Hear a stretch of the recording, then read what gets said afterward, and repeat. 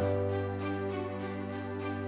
right, Jordi, so you are an astrophysicist. What is astrophysics? Well, are human beings that have curiosity to understand how the universe works, and in particular, depending on the type of astrophysicist you are, you may be wondering how planets have formed, how stars provide energy and allow, for instance, the emergence of life, and how they have contributed, for instance, to create the elements, the different elements from hydrogen to everything that we see around. And if you're not in the lab or busy with some fancy calculation, what do you do for fun? When I'm officially out of business, I like movies. So it's relaxing. Particular science fiction movies are my favorite. And probably these are related because at the end, science fiction movies speculate often about how the future could be. And that's basically what in research we are doing. We're trying to imagine things that are unknown by now. And so this search for, something else, for speculating about different situations, different knowledge that we have around is probably why I find them interesting. How do you get from this world that is imagination and creativity? How do you bring it back to reality? Well, for instance, in my academic life, I teach. Sometimes, you have very passionate students, which are those that no matter what you do, they will be successful, right? Yeah. But there are others that probably require a kick, and in order to, motivate them with, share with them the passion that we have for this field.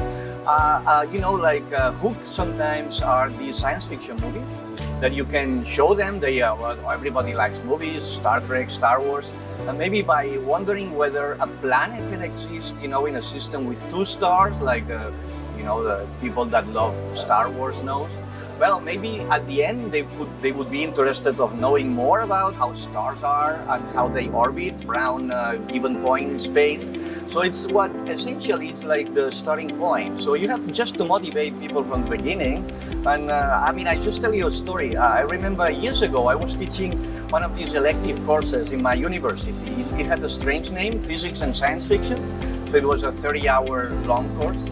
And it's the only course in my entire life where students have asked me at the end if it would be a second part, a second edition of the course with more contents and so on. They were so motivated at the end by, the different way of selling essentially the physical principles that they found it amusing. So is mathematics important in your discipline? And Absolutely. How do we break through those barriers? Well, yeah, that's a more complicated story. Mathematics is essential. Most of our knowledge of our universe, or at least a significant part, relies on numerical simulations. To make simulations, you need to solve very complex equations, apply numerical methods because the equations have no solution, an analytical solution. So there is a heavy component associated with mathematics. That's unavoidable. The question is whether you go through there because you are passionate about what you want to study. And so that's the initial point where I think other methods can help to attract the students. Once they are there, they feel trapped, and also, now you will need to work hard to understand all these complex mathematics behind. So astrophysics, stars, galaxies, the universe is so far removed. But is there a link between science and reality, society, impact, sustainability? Usually the most engaging sentence that you can say to anybody is that basically we are made out of atoms. And just thinking about how these atoms have reached conscience in the way that they try to explain themselves. So, how are we here? How were we created? And at some point, why we got interested to know about our origin. This is like a remarkable thing. How is it possible, right? We are just essentially made out of the same elements, basically, roughly speaking, that make a stone. Why stone is not a conscious being, and we are. I think that astrophysics, cosmology, all this knowledge is deeply rooted in our genes, and it's not surprising that even in the news, barely you hear news about pure mathematics, right? But astronomy is a different story. New images that this brand new telescope, the James Webb, has brought us. They awake some sense of awe, right, on the public. So people really like and is passionate about astronomy, even if they don't work actively in that field. Something that people sometimes get surprised about it is that 60% of our body is water, so that contains hydrogen and oxygen. And this hydrogen that forms, a significant part of all our bodies, essentially has the same origin. So it comes from the minutes after the Big Bang.